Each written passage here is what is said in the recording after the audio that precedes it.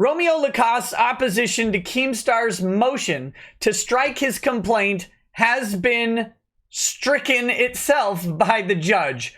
What the heck does that mean? Let's talk about it.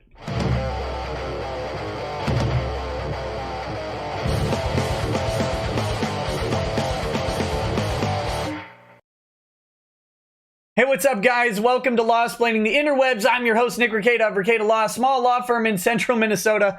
If you like these quick legal updates, and today's is going to be pretty quick, make sure you hit like and subscribe and all of that stuff. Look, if you've been following this channel or if you've been following Keemstar or Romeo Lacoste, you know that Romeo is suing Keemstar over accusations that he had some illicit conversations with minors, and he also admitted to having those conversations and seems to have admitted that he knew that they were minors at the time.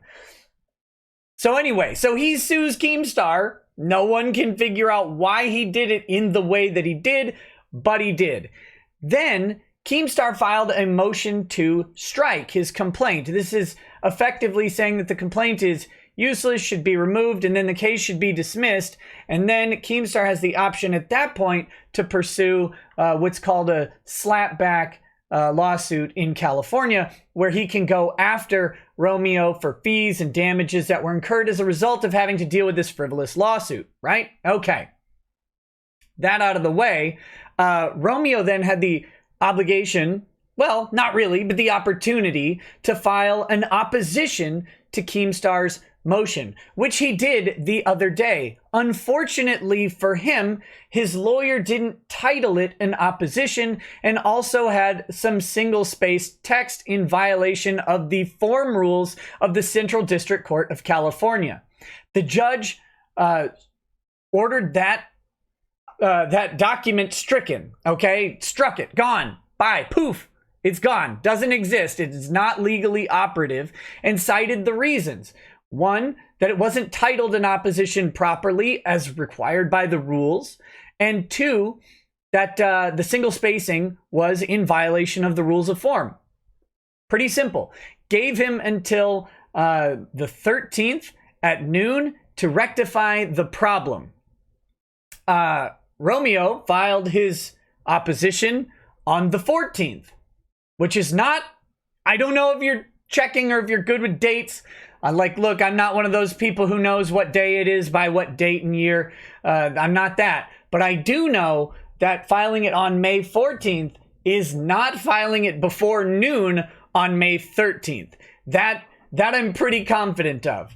And so here's what ended up happening. You can see here, it's an order to strike electronically filed documents. Orders the documents listed below be stricken for failure to comply with the court's local rules, general orders, and or case management order as indicated. The date filed 5/14, document number 26, which is that's his opposition, and the title of the document is the opposition. So this is the new document. The original one was similarly stricken. This one is now stricken as well. And the opposition was ordered to be refiled not later than 12 o'clock noon on May 13th, 2020.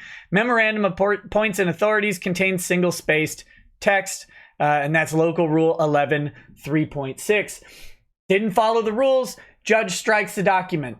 It's gone. It doesn't have any opportunity to be heard at this point in its current status. Now, is this the end for Romeo Lacoste? Maybe. It might actually be the end because now he does not get to respond.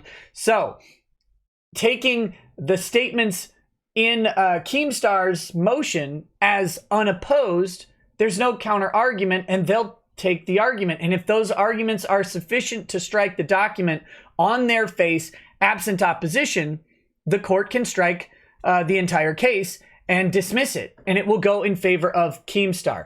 Now, that may not actually happen because U.S. courts are prone to second chances, I guess, sometimes, even though this would be a third chance. And Romeo Lacoste's lawyer has cited a technical failure on the part of AT&T because he moved offices. Now, stick with me on this.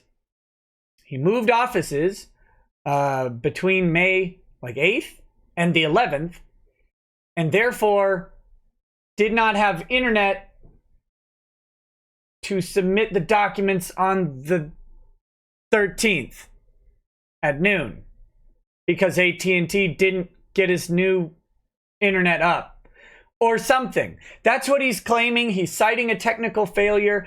We're going to go through all this on a live stream tonight. It is May 18th, Monday, May 18th, and I'll be covering all of this on a live stream at 11 p.m. Central Time if you want to check it out. Otherwise, the replay will be available tomorrow as well, and we'll be going through the stricken document because we've got to see what his arguments are, and then we'll be going through his objection to this order to strike the document as well. And we're going to see what all is in the objection and what legal authority he brings other than just his declaration that my internet broke, bro. I couldn't do it.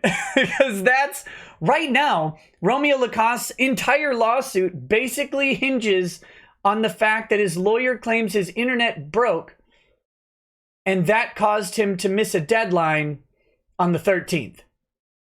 We'll see how it works out for him. If you're looking to follow this case, you can always follow it here. It should be pretty interesting. I'm sure Keemstar is cracking up at these developments. Who knows? Hopefully, we'll get some resolution on this one before too terribly long. Thank you guys for tuning in. This has just been a quick legal update. Make sure you check out the live stream. I do live streams pretty much every weekday at 11 p.m. So come hang out, enjoy, and laugh at the legal shenanigans of internet peoples, because that's always fun. All right, have a good day. Peace. Peace.